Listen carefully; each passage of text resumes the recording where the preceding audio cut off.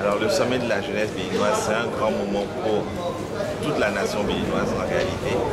Et au-delà d'une simple participation, la fondation dont je suis le président a décidé d'accompagner ce sommet, de soutenir les initiateurs et le comité d'organisation pour que cette rencontre soit vraiment une réussite. Nous avons mis quelques soutiens financiers, mais aussi la présence logistique, la présence de notre équipe, mais aussi du cœur, parce que c'est avec le cœur qu'on réalise un tel événement, c'est avec le cœur qu'on réalise un tel événement et qu'on peut réunir tout ce beau monde-là. On a eu des politiciens, on a eu des acteurs de la société civile, on a eu des anciens, des plus jeunes, également des jeunes leaders.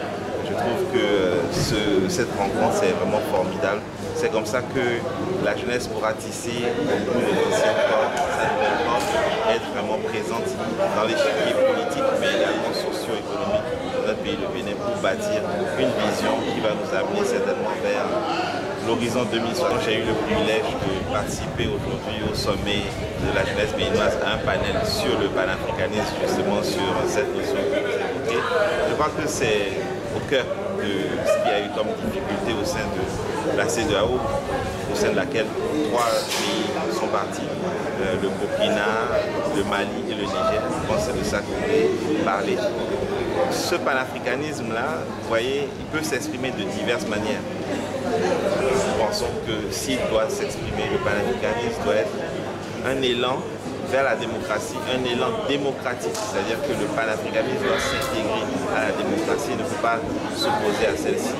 On a un bel exemple au Sénégal, vous avez des leaders, des jeunes leaders, Bassirou Diomaye Faye et Ousmane Sonko, qui ont pu se mettre ensemble, aller dans une direction panafricaniste, mais également démocratique, pouvoir accéder au pouvoir et faire en sorte que les idées du panafricanisme puissent vraiment être défendues, être promues au plus haut sommet de la gouvernance d'un État africain.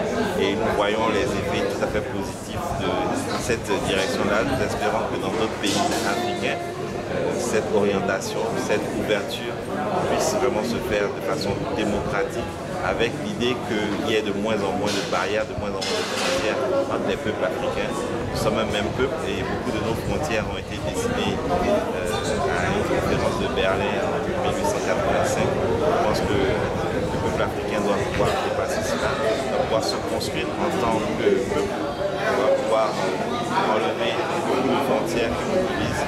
Et la route vers cet idéal, c'est la route digitale.